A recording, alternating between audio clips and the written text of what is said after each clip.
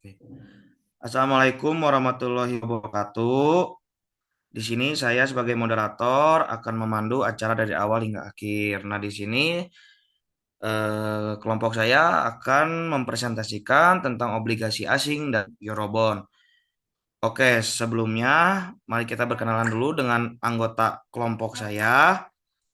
Yang pertama itu ada Silvi Aprilianti dengan NIM akhir 1302. Kemudian ada Muhammad Giza Al-Ghifari dengan NIM akhir 1303. Kemudian ada Fadia Maulani dengan NIM akhir 1311.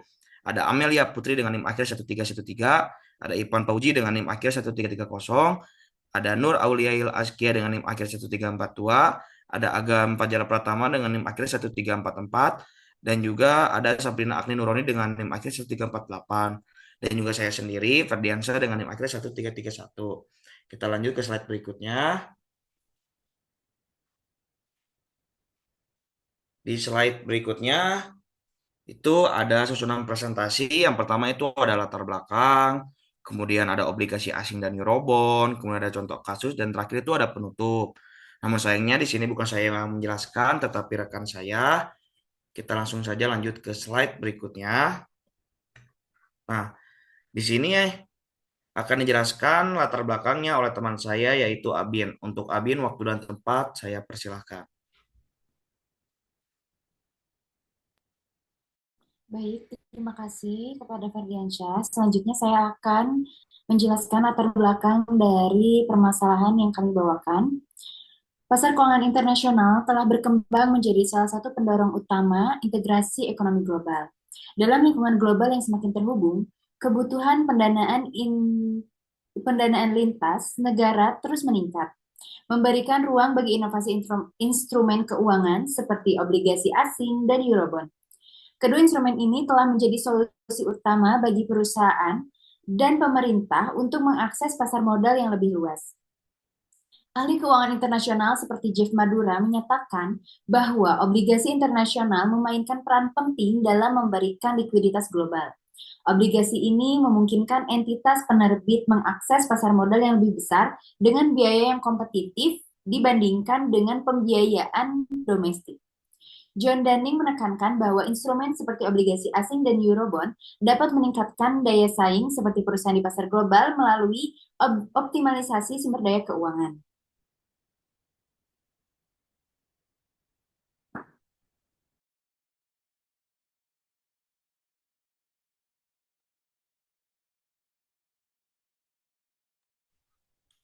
Eh, Oke, terima kasih banyak buat Abin. Di sini ada penjelasan tentang obligasi dan Eurobond yang akan dijelaskan oleh Silvi.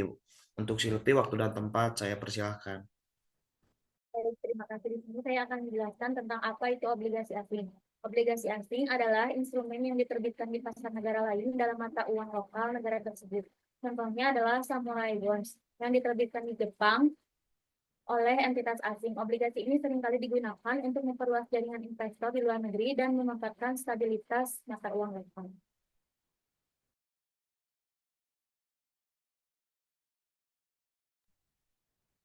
Baik, terima kasih. Saya akan melanjutkan presentasi dari Silvi.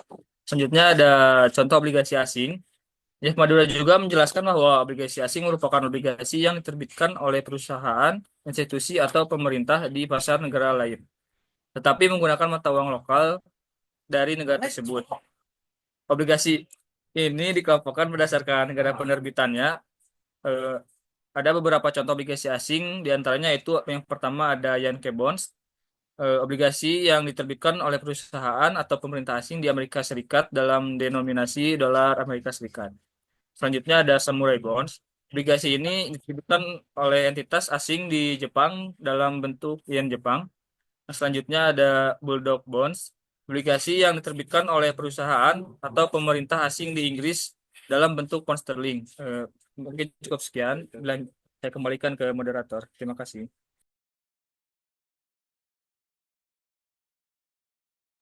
Baik, terima kasih untuk Ivan Pauji. Sekarang kita lanjut ke apa sih itu sebenarnya Eurobond. Nah, untuk penjelasan Eurobond, saya akan serahkan kepada teman saya. Oleh karena itu, untuk Agam, waktu dan tempat saya persilakan. Baik, terima kasih moderator. Eurobond. Untuk Eurobond adalah obligasi yang diterbitkan di pasar internasional tetapi dalam mata uang yang berbeda dari negara tempat obligasi tersebut diterbitkan. Misalnya, Eurobond yang diterbitkan di London dalam dolar Amerika Serikat. Instrumen ini menawarkan fleksibilitas bagi penerbit dan investor dengan menghindari regulasi ketat di pasar domestik. Eurobond sering menjadi pilihan utama bagi perusahaan multinasional yang ingin menjangkau basis investor global. Dunning menyebutkan bahwa Eurobond membantu entitas untuk menghindari risiko regulasi domestik yang berlebihan, sekaligus memperluas akses mereka ke sumber modal internasional. Terima kasih, saya kembalikan ke moderator. Baik, terima kasih sekali lagi buat Agam. Sekarang kita lanjut. Eh, ada contoh dari Eurobond. Untuk contoh dari Eurobond, ini mungkin akan dijelaskan oleh saya sendiri. Oke. Jadi apa sih itu Eurobond? Nah, Jeff Maduro juga menjelaskan bahwa Eurobond adalah jenis obligasi internasional yang diterbitkan dalam mata uang tertentu, tetapi dijual kepada investor di luar negara asal mata uang tersebut. Obligasi ini biasanya diterbitkan oleh perusahaan multinasional, pemerintah, atau organisasi internasional untuk mendapatkan akses ke pasar modal global. Denominasi mata uang Eurobond itu pertama adalah Euro Dollar Bond atau obligasi dolar Amerika Serikat yang diterbitkan di luar Amerika Serikat. Kemudian ada Euro Yen Bond atau obligasi dalam yen Jepang yang diterbitkan di luar Jepang. Kita next. Ada daya tarik Eurobond yang akan dijelaskan oleh rekan saya. Untuk itu, Fadia, waktu dan tempat saya persilakan. Baik, selanjutnya ada daya tarik dari Eurobond. Daya tarik utama pasar Eurobond adalah tidak adanya regulasi oleh satu negara sehingga para pemain menikmati kebebasan dari persyaratan pendaftaran yang ketat dari badan regulasi dalam negeri lebih jauh lagi. Tidak adanya persyaratan pendaftaran juga berarti lebih rendahnya biaya keseluruhan yang terkait dengan penerbitan dan perdagangan Eurobond bagi penerbit. Terima kasih. Baik, terima kasih buat rekan saya, Fadia. Selanjutnya kita ke slide berikutnya. Ada slide berikutnya adalah risiko obligasi dan Eurobond. Nah, yang dimana risiko obligasi dan Eurobond ini tuh risikonya sama-sama gitu ya. Ada dua risiko yang kita masukin ke dalam PowerPoint ini. Yang pertama itu ada risiko valuta asing, yaitu adalah potensi kerugian finansial yang dialami oleh perusahaan, investor atau individu sebagai akibat dari fluktuasi nilai tukar mata uang asing. Kemudian ada risiko politik. Nah, risiko ini itu dapat mempengaruhi lingkungan bisnis dan investasi serta berdampak pada operasi, keuntungan atau kelangsungan usaha di wilayah tertentu. Kita lanjut di Eurobond versus Euro currency yang akan dijelaskan oleh teman saya Amel. Oleh sebab itu, Amel, waktu dan tempat saya persilakan. Eurobond versus Euro currency berbeda dengan Euro currency dalam hal intermediasi. Dalam Eurobond, perusahaan langsung menjual obligasi ke pasar tanpa melalui bank intermediasi. Sedangkan dalam Euro currency, investor menabung atau menaruh deposit di Eurobank yang berjangka pendek. Kemudian Eurobank mentransformasi tabungan tersebut ke dalam pinjaman jangka panjang ke perusahaan. Proses intermediasi terjadi di Euro currency. Terima kasih. Baik, saya kembalikan kepada moderator. Oke, terima kasih buat rekan saya Amel. Selanjutnya kita akan lanjut ke studi kasus Eurobond pada Nigeria. Nah, kita itu ngambil studi kasus Eurobond pada Nigeria dikarenakan kita ada sumber yang valid yang itu berasal dari jurnal begitu. Sekarang kita lanjut ke studi kasus Eurobond pada Nigeria yang akan dijelaskan oleh teman saya Askia. Oleh sebab itu, Askia, waktu dan tempat saya persilakan. Terima kasih kepada Ferdiansyah selaku moderator. Izin melanjutkan studi kasus Eurobond di Nigeria. Pada bulan Februari 2017, ketika Nigeria kembali ke ICM untuk meminjam $1 US, 1 miliar US melalui penerbitan Eurobond, motivasi utamanya adalah kebutuhan untuk investasi asing dan di mana mendapatkan jenis pendanaan yang semurah mungkin. Penerbitan Eurobond tersebut, kelebihan permintaan pada tingkat bunga 7,875% pada tahun yang sama. Pada bulan April, Nigeria menerbitkan Eurobond tahap kedua sebesar 500 juta US dollar. Sekali lagi pada bulan November 2017, dua tahap Eurobond sebesar 3 miliar US dollar diterbitkan. Tahap pertama sebesar 1,5 miliar US dollar dengan jangka waktu 10 tahun dan tahap kedua sebesar 1,5 miliar US dollar dengan jangka waktu 30 tahun. Dengan cara yang sama, banyak penerbitan Eurobond negara hingga tahun 2022 telah kelebihan permintaan dengan tingkat bunga antara kisaran 5,125% dan 8,375%. Mungkin pada tahun 2017, pinjaman merupakan solusi untuk kebutuhan investasi asing, dan Eurobond merupakan opsi termurah untuk pinjaman luar negeri. Tetapi pertanyaan sebenarnya adalah, seberapa murahkah kata murah? Lalu hasil apa yang didapat oleh Nigeria? Per 31 Desember tahun 2021, total profil utang luar negeri Nigeria mencapai 40,08% dari total utang publik.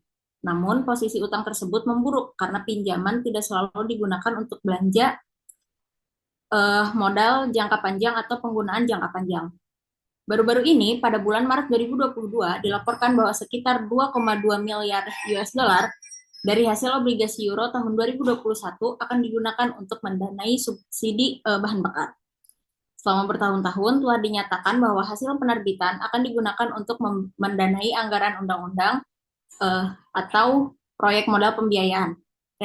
Realitasnya adalah 40,3% dari anggaran fiskal anggaran belanja negara dialokasikan untuk belanja rutin dan 22,6% untuk pembayaran utang. Jadi, meskipun Eurobond mungkin merupakan pilihan termurah untuk cadangan devisa, jika utang terus meningkat tanpa proyek modal yang substansial, Nigeria akan segera meminjam hanya untuk membayar utang yang belum dibayar. Selanjutnya akan diserahkan kepada moderator. Oke, terima kasih Askia. Selanjutnya untuk hasil akhir Eurobond di Nigeria ini akan dibacakan oleh rekan saya yaitu Giza. Untuk Giza, waktu dan tempat saya persilakan.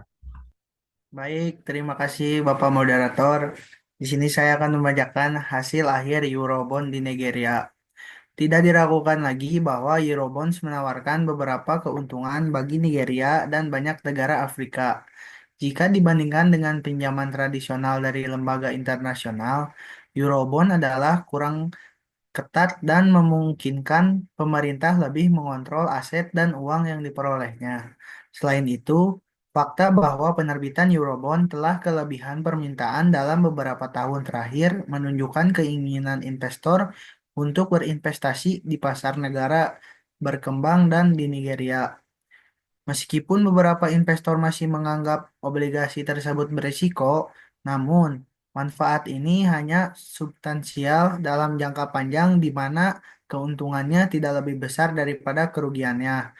Nigeria memiliki sejarah yang tidak menentu dengan pinjaman negara dan tidak ada jaminan obligasi akan lebih baik dalam waktu dekat, mengingat situasi ekonomi negara yang memburuk. Terima kasih, saya kembalikan ke moderator.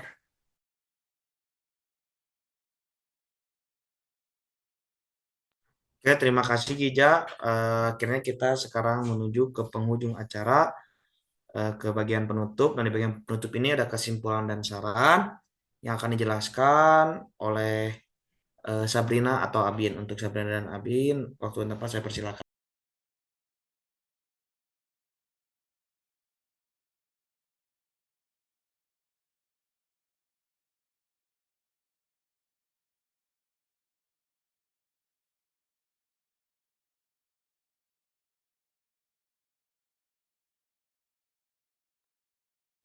Baik, terima kasih. Untuk kesimpulannya, obligasi asing dan Eurobond adalah instrumen penting dalam pasar keuangan internasional. Obligasi asing yang diterbitkan di pasar internasional dalam mata uang lokal memberikan akses kepada perusahaan dan pemerintah untuk memperluas basis investor serta memanfaatkan stabilitas mata uang lokal. Sementara itu, Eurobond menawarkan fleksibilitas mata uang dan akses global. Oleh karena itu, pemahaman mendalam tentang karakteristik dan mekanisme kerja Kedua instrumen ini sangat penting bagi pelaku pasar keuangan untuk mengoptimalkan strategi pendanaan serta meminimalkan risiko yang mungkin terjadi. Selanjutnya, saran dari kami, penerbit perlu menerapkan strategi lindung nilai untuk memitigasi risiko nilai tukar. Yang kedua, investor harus mempertimbangkan regulasi dan stabilitas politik di negara penerbit sebelum berinvestasi. Yang ketiga, edukasi dan transparansi di pasar internasional perlu ditingkatkan untuk menarik lebih banyak investor. Dan yang terakhir, diperlukannya penelitian lebih lanjut mengenai dampak pasar obligasi internasional ini terhadap stabilitas keuangan global dan ekonomi domestik. Baik, terima kasih untuk Sabrina. Mungkin cukup sekian presentasi dari kelompok kami. Eh, sekian presentasi dari kami. Bila ada yang bertanya, kami akan memberikan jawaban bukan harapan karena kami di sini presentasi bukan mengisi hati yang sunyi. Nah, karena kita via online, sebab itu kita tidak ada pertanyaan gitu kan. Sebelumnya saya mohon maaf apabila banyak kekurangan dan teman-teman kita pamit undur diri. Terima kasih. Wassalamualaikum warahmatullahi wabarakatuh. Waalaikumsalam.